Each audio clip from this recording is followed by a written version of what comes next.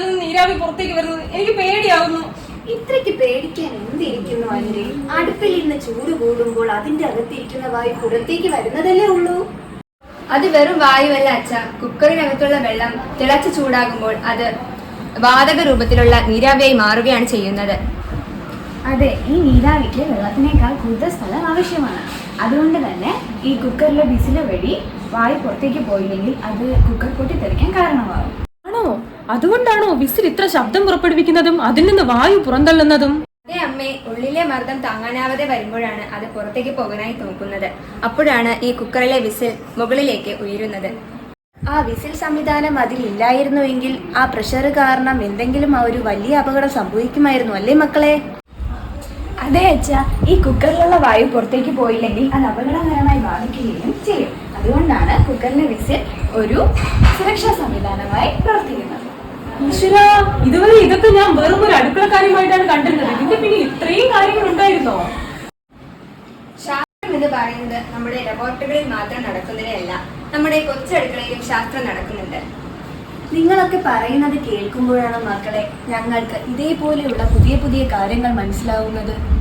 എല്ലാ കാര്യങ്ങളും സൂക്ഷ്മമായി നിരീക്ഷിക്കുന്നതിലാണ് എല്ലാ വലിയ കണ്ടുപിടുത്തങ്ങളുടെയും തുടക്കം കുറിക്കുന്നത്. ശരിയാണ്, നമുക്ക് ചുറ്റും നടക്കുന്ന ചെറിയ ചെറിയ കാര്യങ്ങളും ശ്രദ്ധയോടെ വീക്ഷിക്കാൻ നാം പഠിക്കണം. അയ്യോ, ഇതെന്നാ ഞാൻ കാണുന്നത്? മിനിഞ്ഞാന്ന് വാങ്ങിച്ച ഇരുമ്പ് കമ്പികളല്ലേ? ഇതിലൊക്കെ ഓറഞ്ച് പൊടി വന്നിരിക്കുന്നതല്ലോ. ഇതൊക്കെ എന്താണ്? അതെന്താ അങ്ങനെ? കഴിഞ്ഞ ദിവസമല്ലേ നമ്മൾ ഇതൊക്കെ വാങ്ങിയത്? ഇത്ര പെട്ടെന്ന് ഇതിന് എന്ത് സംഭവിക്കാനാണ്? ഇതിനെയാണ് തുരുമ്പെടുക്കൽ എന്ന് പറയുന്നത്. കെമിസ്ട്രിയിൽ ഇതിനെ റസ്റ്റിംഗ് എന്നാണ് വിളിക്കുന്നത്. ഇരുമ്പ് അന്തരീക്ഷത്തിലെ ഈർപ്പവും അന്തരീക്ഷത്തിലെ വായുവുമായി നിരന്തരമായി സമ്പർക്കത്തിൽ ഏർപ്പെടുമ്പോൾ അയൺ ഓക്സൈഡ് രൂപപ്പെടുന്നു. അപ്പോൾ കഴിഞ്ഞ ദിവസം പെയ്ത മഴയും അന്തരീക്ഷത്തിലെ ഈർപ്പവും അല്ലേ ഇതിന് കാരണം അല്ലേ മക്കളെ? വച്ച വായുവും ഇരുമ്പും തമ്മിൽ നടക്കുന്ന ഒരു രാസപ്രവർത്തനമാണിത്. അതിനാൽ ഇത് കറുത്ത നിറം മാറി ഇരുമ്പ് ചുവപ്പ് നിറമായി മാറുന്നത്. ഇരുമ്പ് തുരുമ്പെടുക്കാതിരിക്കാൻ അതിൽ പെയിന്റ് അടിക്കുകയോ അല്ലെങ്കിൽ എണ്ണ പുരട്ടുകയോ ചെയ്യാം. ഇത് ഇരുമ്പും വായുവും തമ്മിലുള്ള സമ്പർക്കത്തെ കുറയ്ക്കുകയും തുരുമ്പുണ്ടാകുന്നതിനെ തടയാനും സഹായിക്കും.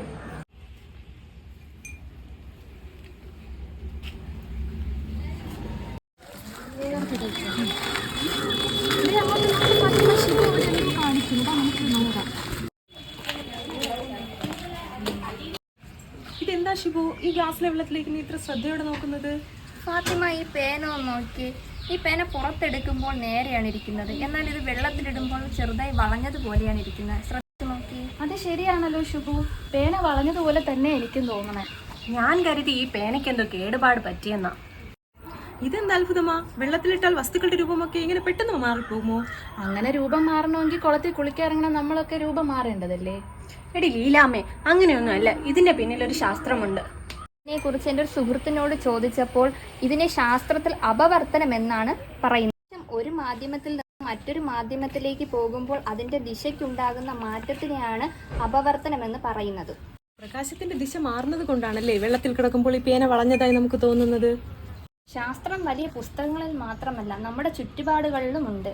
ദിവസം കാണുന്ന പേനയിലും വെള്ളത്തിലും ഇത്രയും ശാസ്ത്രം ഉണ്ടെന്ന് ആരെങ്കിലും പറഞ്ഞാൽ വിശ്വസിക്കോ? ഞങ്ങൾ അത്ഭുതപ്പെട്ടു പോയി സജിതേശി. പഞ്ചായത്തിലെ ഗ്രാമസഭ തുടങ്ങാൻ സമയമായി. നിങ്ങൾ വരുന്നില്ലേ? ചേട്ടൻ വരുന്നില്ലേ? അതെ, വരുന്നുണ്ട്. ഞാനും വരുന്നുണ്ട്. ഞാൻ സജിതയും മക്കളെയും കൂട്ടി വരുന്നുണ്ട് അങ്ങോട്ട്. പരീക്ഷണങ്ങളൊക്കെ അവസാനിപ്പിച്ചിട്ടൊന്നും വാ ചേട്ടാ വേഗം. നമുക്ക് അല്ലെങ്കിൽ മുന്നിൽ സീറ്റ് കിട്ടില്ല. അതെ, വാ വേഗം നമുക്ക് നടക്കാം. ഇനി അവിടെ എന്തൊക്കെ പുതിയ ചർച്ചകളാണോ എന്തോ നടക്കാൻ പോകുന്നത്.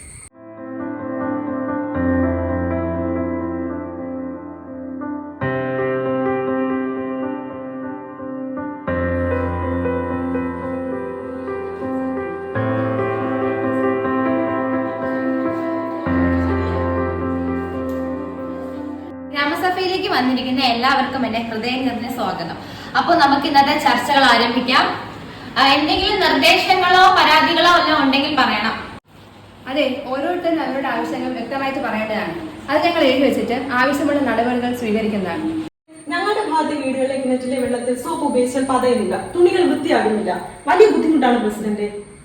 ശരിയാ പ്രസിഡന്റ്, എന്റെ വീട്ടിലും ഇതേ അവസ്ഥ തന്നെയാണ്. തുണികളൊക്കെ എത്ര സോപ്പിട്ട് അലക്കിയാലും വൃത്തിയാകുന്നില്ല. വെള്ളത്തിൽ സോപ്പ് പതയുന്നില്ലെന്നോ? ഇതെന്താ ഇങ്ങനെ വരാൻ കാരണം? ഇതിന്റെ ശാസ്ത്രീയ വശം എന്താണ്? ഇത് കഞ്ഞത്തിന്റെ ലക്ഷണം പ്രശ്നമാണ് പ്രസിഡന്റ്. വെള്ളത്തിൽ കാൽഷ്യം, മെഗ്നീഷ്യം എന്നിവയുടെ ലവണങ്ങൾ കൂടുതലായി അടങ്ങിയിരിക്കുമ്പോഴാണ് ഇങ്ങനെ സംഭവിക്കുന്നത്. അതാണ് മീനാക്ഷി കാരണം. വെള്ളത്തിൽ ലവണങ്ങൾ ഉണ്ടെങ്കിൽ സോപ്പ് തേച്ചാൽ പത വരാൻ പാടാണോ? അതെ ദേവു, ഈ ലവണങ്ങൾ സോപ്പിലെ ഘടകങ്ങളുമായി ചേർന്ന് പുതിയൊരു പദാർത്ഥം ഉണ്ടാകും. അതുകൊണ്ടാണ് പല വരാത്തത്. കഠിന ജലമുള്ള സ്ഥലത്ത് കൂടുതൽ സോപ്പിനേക്കാൾ തുണി അലക്കാൻ ഡിറ്റർജന്റുകൾ ഉപയോഗിക്കുന്നതാണ് കൂടുതൽ ഫലപ്രദം. അതെ, ഡിറ്റർജന്റ് രാസഘടന സോപ്പിനേക്കാൾ വ്യത്യസ്തമാണ്. അതുകൊണ്ട് തന്നെ കണ്ണജലത്തിലെ ലവണങ്ങളുമായിട്ട് അത് പ്രവർത്തിച്ചാലും അത് നന്നായിട്ട് പതയാൻ കഴിയും. ഈ വിവരം വളരെ പ്രധാനപ്പെട്ടതാണ്.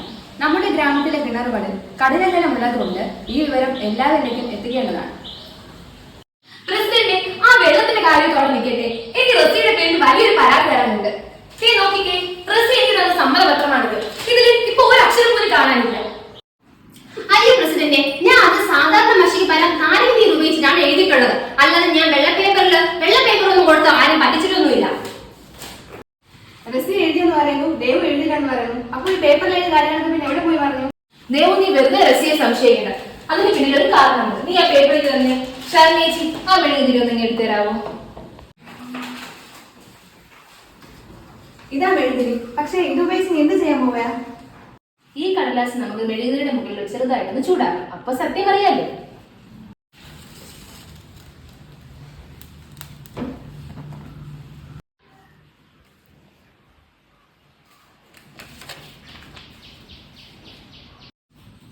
കണ്ടോ?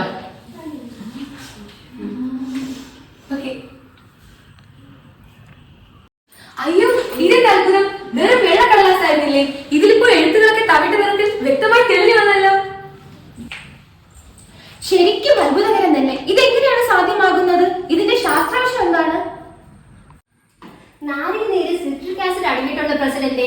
അത് കടലാസിൽ ഉണങ്ങിപ്പോയാൽ നമുക്ക് കാണാൻ സാധിക്കത്തില്ല. എന്നാൽ ആ ഭാഗം ചൂടാകുമ്പോഴത്തേക്ക് അത് ഓക്സീകരിക്കപ്പെട്ട് ഒരു തവിട് നിറമായിട്ട് മാറും. അതെ പ്രസിഡന്റ്, അതുകൊണ്ടാണ് പണ്ട് കാലത്ത് ചാരന്മാരൊക്കെ രഹസ്യ സന്ദേശങ്ങൾ അയക്കാനായിട്ട് ഇങ്ങനെയുള്ള അദൃശ്യ മഷികൾ ഉപയോഗിച്ചിരുന്നത്.